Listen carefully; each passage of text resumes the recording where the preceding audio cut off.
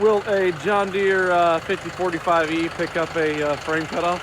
I don't know. Let's find out. I got my co-pilot here. She's riding with me. Excuse me. Thank you. Okay. Let's see if this I'll do it or not.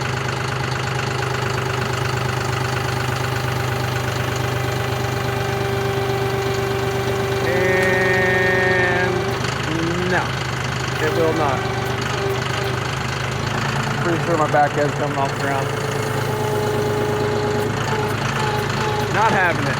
I figured this was gonna happen, to be honest.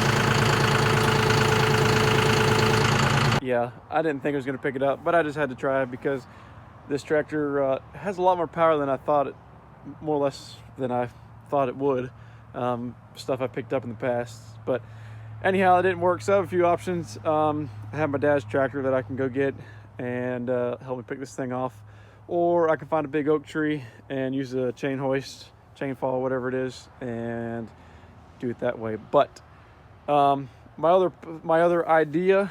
So let's back up. Also, let me just mention that that sleeper is for the semi. Feel free to skip ahead in the video if you would like. I'm going to go into a little bit of story time, but if you want to find out where this came from and why we got it, stick around. Like I said, if you want to skip ahead, go ahead. You ain't gonna hurt my feelings.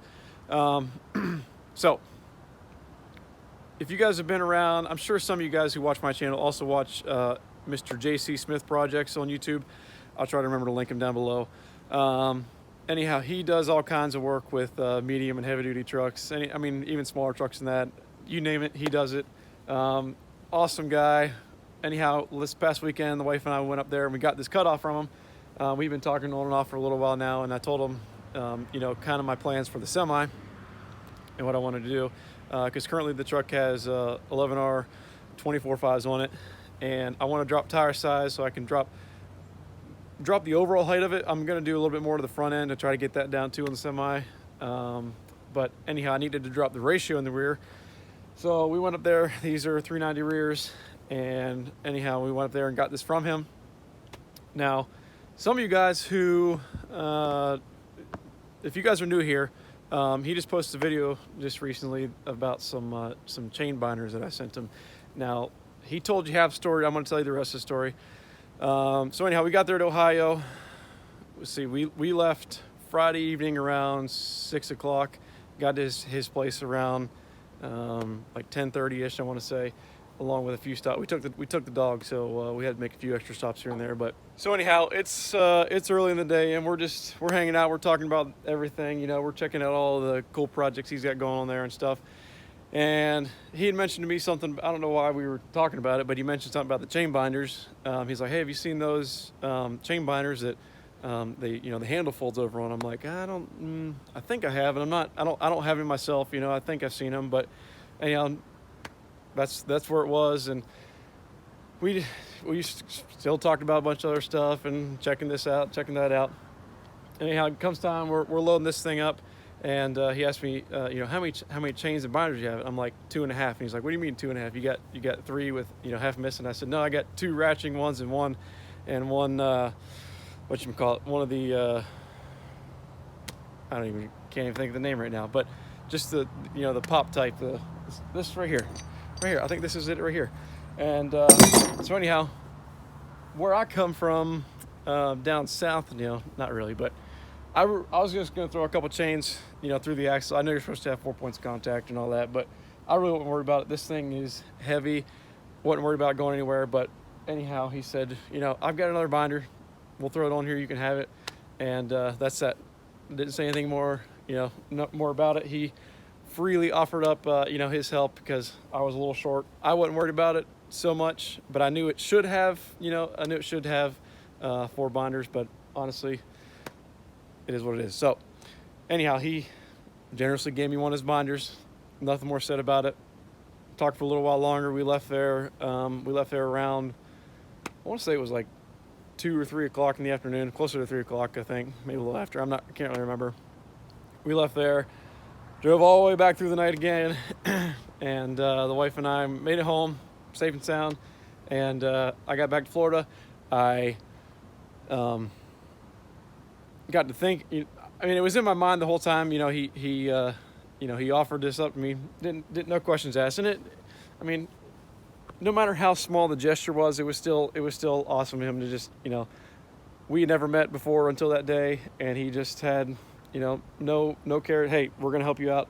That's just who he is. So anyhow, I got on the Amazon.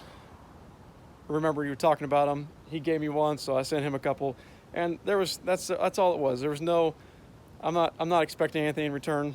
I want that to be clear. It was just just me returning the favor that he already extended to me.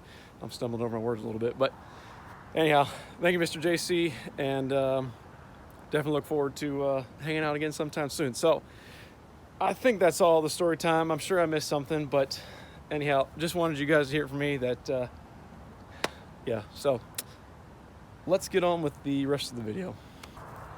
So before we get over to the semi, I just want to talk about this here quickly. So this obviously came from up north. That's where Mr. JC lives. And it's not in great shape, but it's not in bad shape. I mean, there is some places worse than others. This here ain't really, I mean, it's not bad at all. I think my truck on the top frame is even worse than this is in some spots. So, anyhow, I'm not too worried about this. So, like I said, there is some worse spots than others on it, but I think it'll clean up just fine. But my goal was I want to stretch the truck just a wee bit more, maybe 2 feet, 2-3 feet at the most, because I just want, whenever the sleeper goes on, I think that's a 60-inch sleeper, I can't remember, but when it goes on, I still want the truck to look, stretched out. I still want to look that way, but I don't want to get too super long and carried away, because I mean, the truck already can't turn, has a hard time turning right now. So I don't want to get carried away with that, but I want to add a little bit to it. Now, like I said, on the other truck, you'll see what I'm talking about in a minute, but there is some in the frame, the top frame, there's where the fifth wheel plate was mounted before, it's pitted up top. It's not horrible or nothing. And my goal was to plan on splitting it here. Mr. JC gave me a piece of truck frame that we're going to split and make an insert, so that way we have a welded connection and a mechanical connection here. But I don't know, my other thought with this whole thing here was that I would just cut everything off here, and then I would have these frame rails. More or less, I would go get some used ones off another truck, in a little bit better shape, and then just put this running gear up underneath the other frame rails, because it'll be easier to handle my tractor. We could just transfer all these bolt holes right over onto the other frame, and I can set one axle at a time underneath this thing, and it'll be a little bit easier that way. And that way I can have, I can make the split up here, somewhere where there may not be a cross member, be a little easier to one, weld, and also get a cross member, not a cross member, but get the insert of the frame in there and bolted and all that. So I don't know yet. We still maybe we'll go take a look at it, and I'll show you guys. But anyhow, that's just my thought right now. But as far as everything else goes, I mean, these aren't too bad. Obviously, like I said, it's been up north, and these chambers here need replaced. They got little windows in them. But all in all, this thing, for what it is, awesome. So let's go take a peek at the semi. Before I change the subject, let me tell you guys what I'm thinking here, and why I'm thinking what I'm thinking. But so this frame here, as you can see, it's not great, not bad, not really thin, but there are some deeper pitting in it. I don't care if it's in there. I could weld, I don't know if I should weld it, but I could, epoxy over it, grind it smooth, or, whatever I wanted to do that, get that fancy with it. But what I'd like to do is come up here somewhere, just forward of the axles here, somewhere in the center of these cross members, and I like to cut it, in here, whichever way that is, to try to, one, if I wanted to reuse this cutoff or sell it, it'd be a lot easier to reuse it, more or less. It already has some meat on it, and it'd be a little easier putting an insert in here and making our mechanical connection in here. I'm not saying that's what I'm going to do, and if I don't do that, just say this is where the other one's cut off, because it is cut off right in front of the hanger.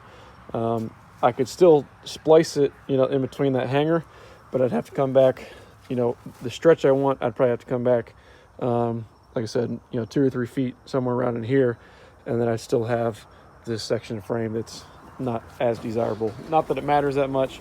That's just my my 2 cents.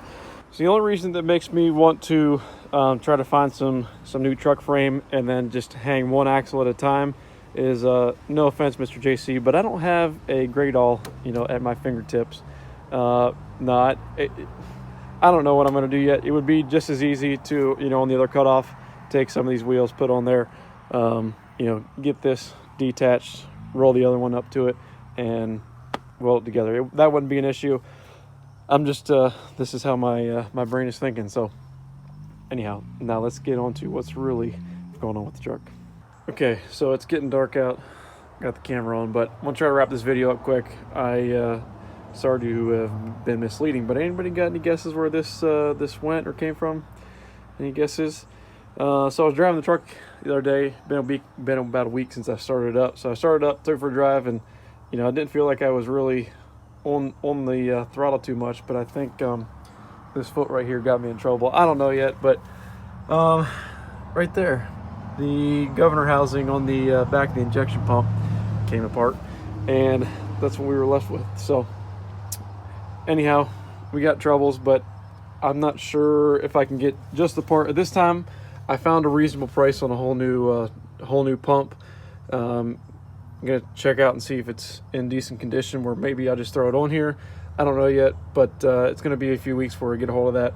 And yeah, but if anybody has any ideas, or if anybody can lend me a hand, maybe possibly, because there's anybody who's familiar with these, there's an intermediate right here, then you got this rear housing. I don't know if that's one part number, if I can get this housing here, but also a schematic, because if you can tell right there, that's sheared off the governor weight. I don't really know, but yeah, this is not good. Truck still runs, but it doesn't idle anymore. It stays right around like 1,000 RPM, and obviously not good for it. But anyhow, not good. I really wasn't expecting any issues, but I don't know. I have a friend of mine who he's a heavy diesel mechanic. We go way back to kindergarten, but he said more than likely it just wore out, but I may have over revved it. I don't really know. Who knows? But it's broken now, and we got to fix it. So that's the status on this. I really wasn't expecting this, because I was really actually kind of hoping to get working on this thing soon. But anyhow, enough's enough. That's going to do it for this video. Thanks for watching, everyone, and we will see you all on the next video real soon. Hopefully getting back to projects.